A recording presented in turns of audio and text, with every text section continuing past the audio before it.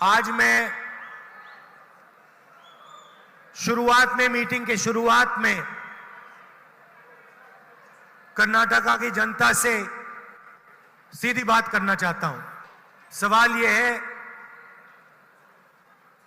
कि जब यहां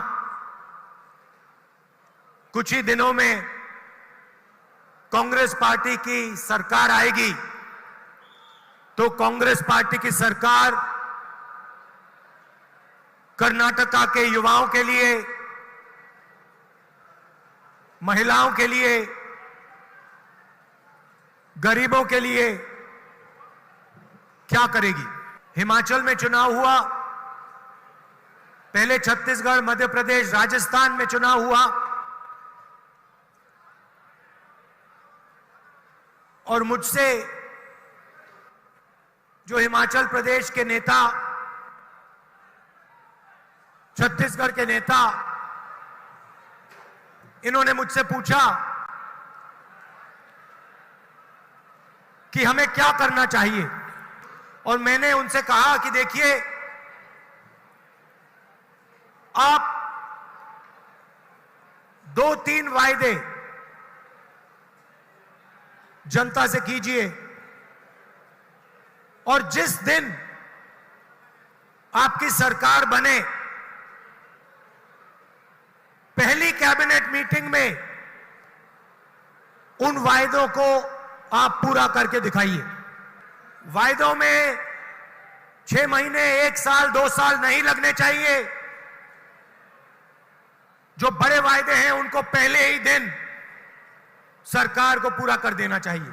ಭರವಸೆ ಕೊಟ್ಟ ನಂತರ ಆ ಭರವಸೆಯನ್ನು ಈಡೇರಿಸಲು 3 ತಿಂಗಳು 6 ತಿಂಗಳು ಆಗಬಾರದು, ಸರ್ಕಾರ ಬಂದ ತಕ್ಷಣವೇ।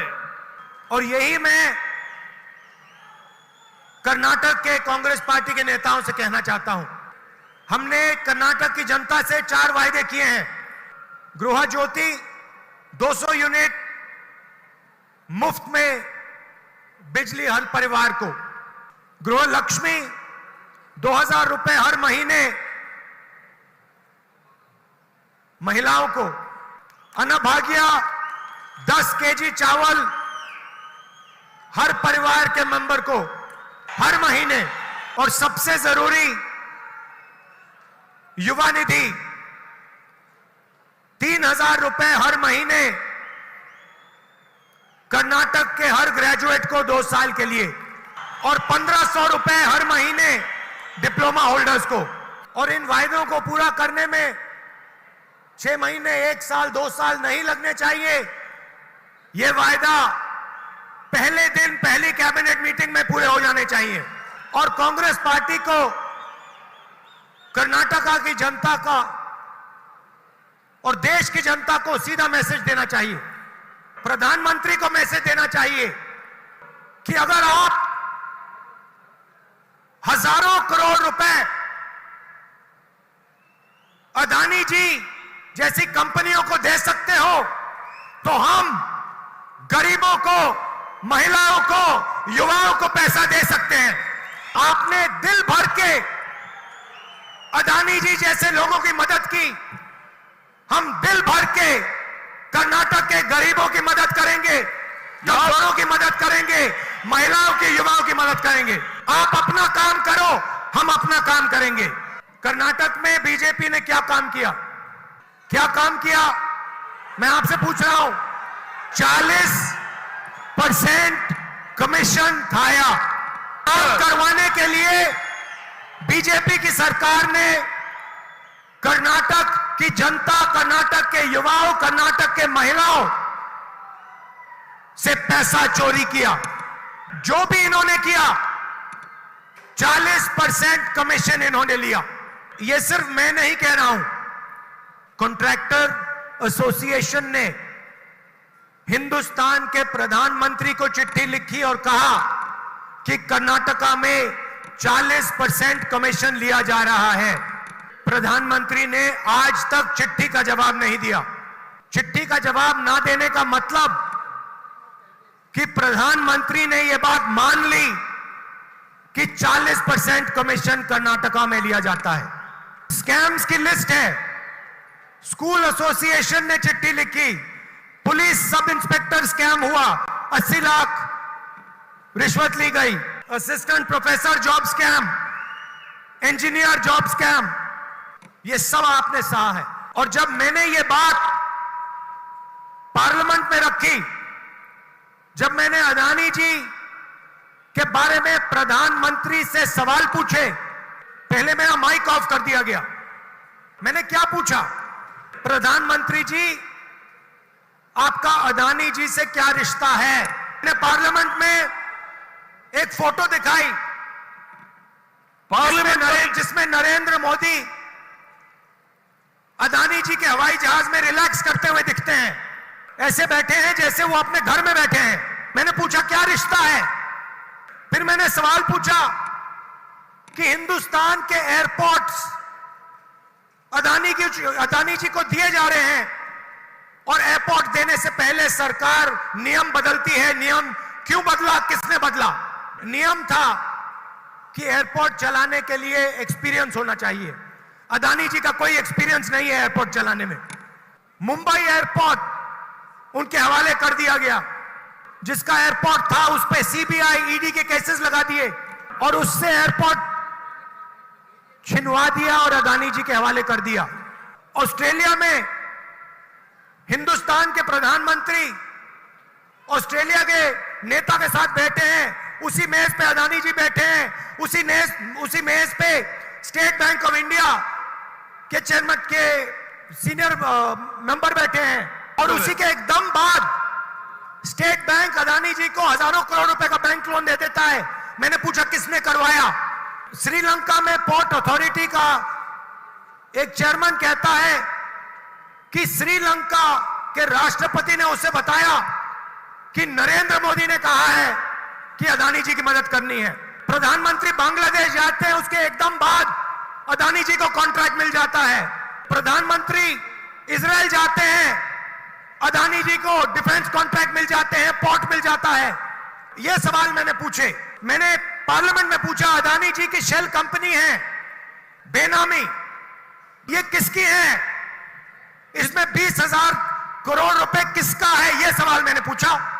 उसके बाद पहली बार इतिहास में सरकार ने पार्लियामेंट को नहीं चलने दिया।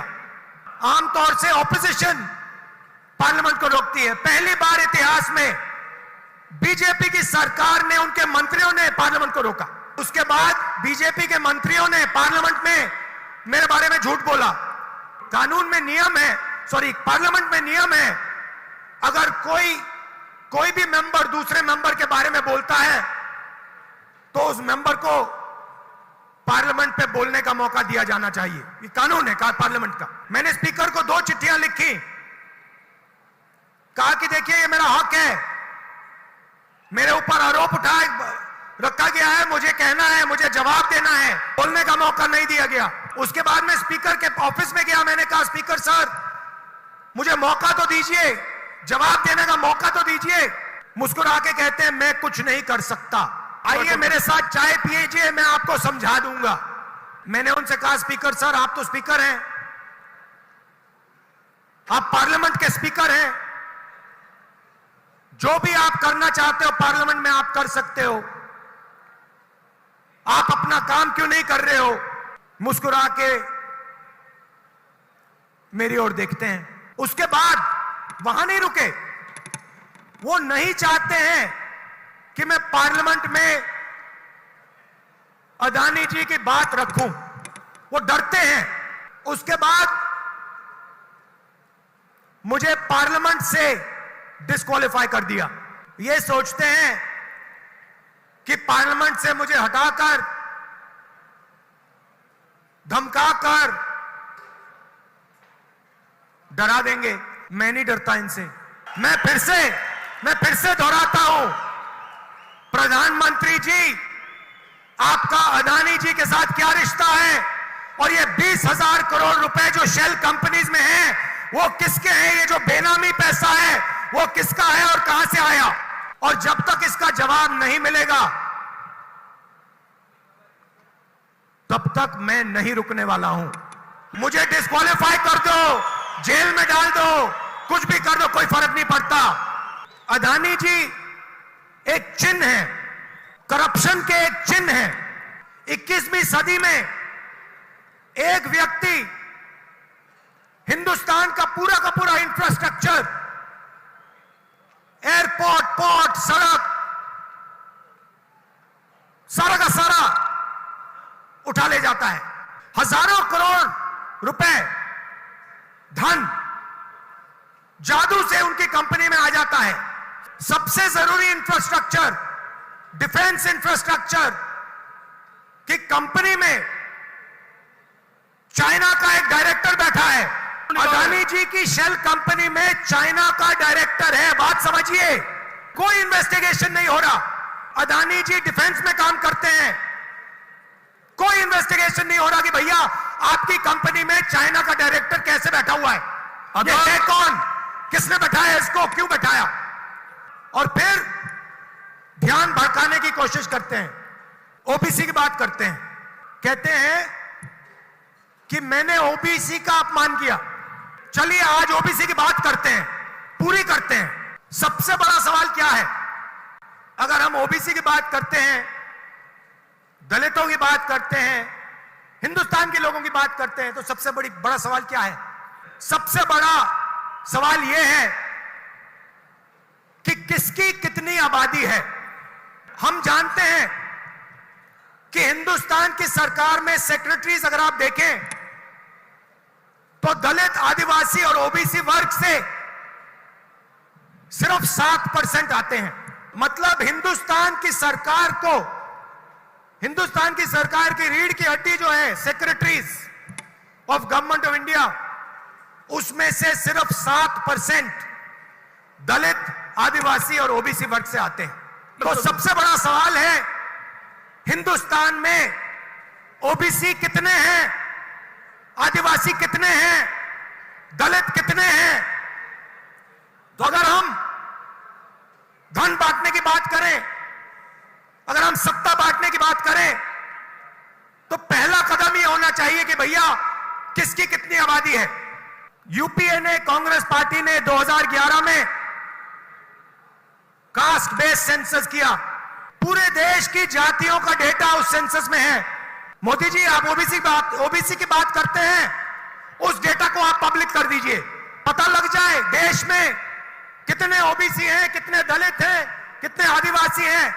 अगर सबको भागीदार बनाना है, सबको इस देश की प्रगति में शामिल करना है, तो यह तो मालूम होना चाहिए कि कौन कितने हैं। तो मोदी जी, कास्ट सेंसस का डेटा आप रिलीज कीजिए, देश की जनता को पता लग जाए देश में ओबीसी कितने हैं, दलित कितने हैं, आदिवासी कितने हैं। और अगर आप ये काम नहीं करेंगे तो ये ओबीसी पर अपमान है। आपने ओबीसी की बात की, देश को दिखा दीजिए देश में कितने ओबीसी हैं, और फिर देश को समझाइए कि आपकी सरकार में सिर्फ 7% सेक्रेटरीज ओबीसी, दलित और आदिवासी में से क्यों आते हैं। दूसरी बात, जो एससी और एसटी का कोटा है उसको उनकी आबादी से प्रोपोर्शन कर दीजिए। और तीसरी बात, जो रिजर्वेशंस पे आपने 50% का कैप लगा रखा है उसको हटा दीजिए। फिर बात करते हैं ओबीसी का अपमान कौन करता है। भाइयों और बहनों, कर्नाटक में कांग्रेस पार्टी की सरकार आने वाली है। प्रधानमंत्री जी सिर्फ अदानी जी जैसे लोगों की मदद करते हैं। कांग्रेस पार्टी कर्नाटका के किसानों, मजदूरों और छोटे व्यापारियों की मदद करेगी। मोदी जी ने बैंकों के दरवाजे अरबपतियों के लिए खोले हैं। हम बैंक के दरवाजे किसानों के लिए, मजदूरों के लिए, छोटे दुकानदारों के लिए, छोटे व्यापारियों के लिए खोलेंगे। कांग्रेस पार्टी कर्नाटका की सरकार, गरीबों की सरकार, किसानों, मजदूरों और छोटे व्यापारियों की सरकार बनाएगी। मुझे बहुत खुशी हो रही है कि कांग्रेस पार्टी कर्नाटक में एक होकर लड़ रही है। भाइयों और बहनों, पूरी मेजॉरिटी से कांग्रेस पार्टी को यहां जिताना है।